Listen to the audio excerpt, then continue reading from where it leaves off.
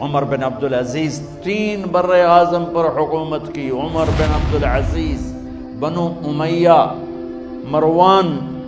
عمر بن عبدالعزیز نے اپنے آپ کو قربان کیا اللہ کے لیے، حکومت کو پاؤں کے تلے رکھا اور اللہ کی رضا کو سامنے رکھا. کیسی سلطنت کی؟ جب گورنر تھے تو 60 اونٹوں پہ سامان چلتا تھا.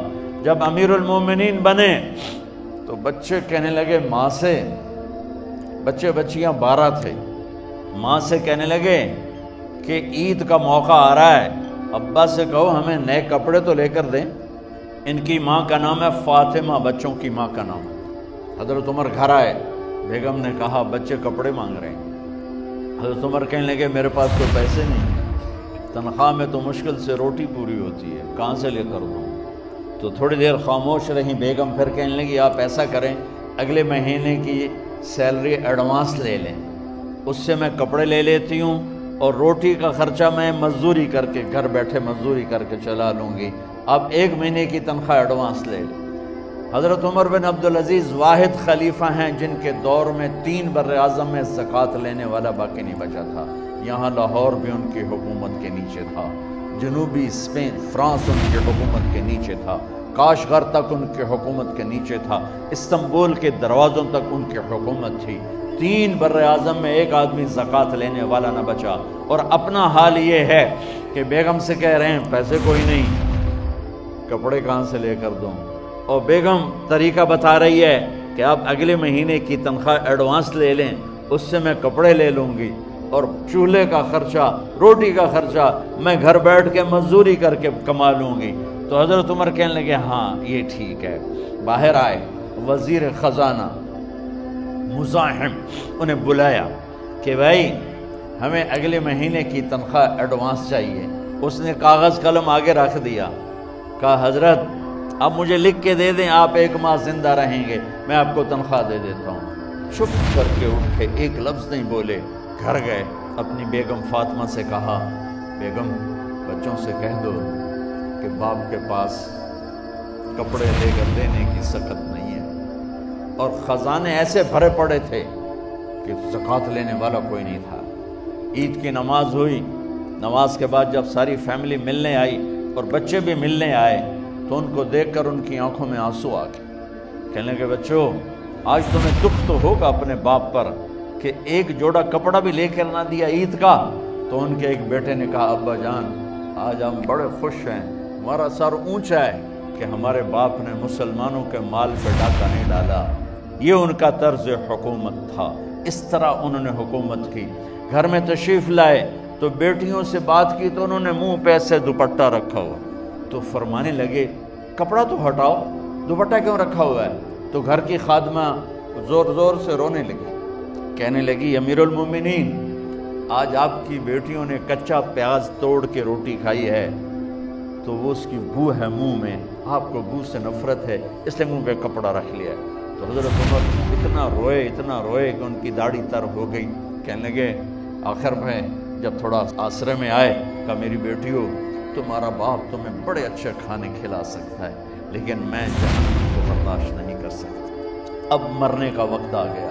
جب وہ گورنر تھے تو 60 اونٹوں پہ ان کا سامان چلتا تھا، اور جب وہ امیر المومنین بنے تو عیادت کے لیے لوگ آ رہے تھے تو سالے عیادت کے لیے آئے. فاطمہ کے بھائی کپڑے دیکھے امیر المومنین کے تو بہن کو ایک طرف کر کے فرمایا، کہنے لگے امیر المومنین کے کپڑے تبدیل کروا دو، لوگ پوچھنے آ رہے ہیں تو میلے کپڑے اچھا نہیں لگتا. کہا جی بھائی کرواتی ہوں. اگلے دن جب وہ حال پوچھنے آئے تو پھر وہی کپڑے تھے تو انہوں نے ان کو الگ جا کر کہا بہن میں نے تمہیں کہا تھا کپڑے بدلوا دیتی، کیوں نہیں بدلوائے؟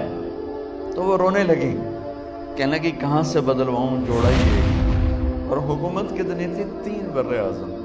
ایک جوڑے میں اللہ سے ملنے جا رہا ہے.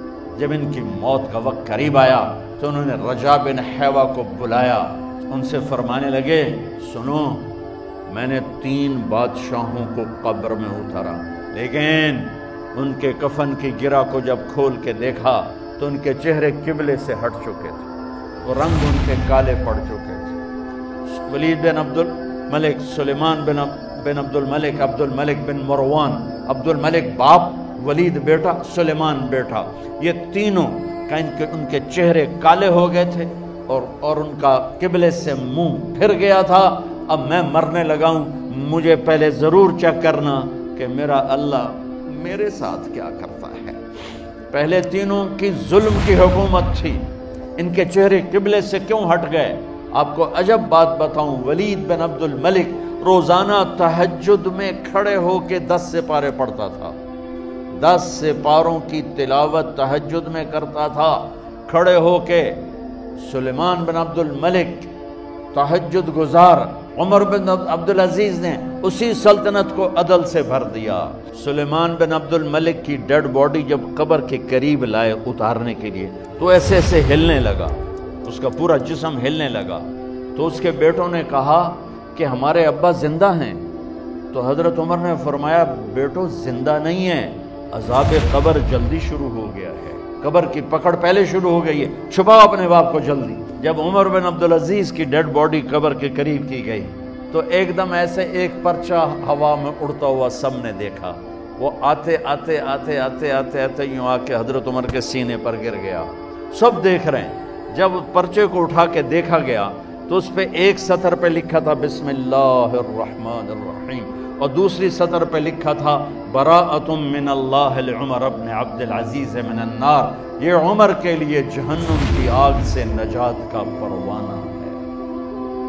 3 بر اعظم کی سلطنت لے کر وہ جنت کا پروانہ لے کر دنیا سے گئے۔ جب ان کو قبر میں اتارا گیا تو انہوں نے رجا بن حیوہ سے فرمایا تھا 3 بادشاہوں کے چہرے دیکھے قبلے سے پھر گئے، رنگ کالے پڑ گئے، مجھے تم نے دیکھنا ہے کہ کیا ہوتا ہے۔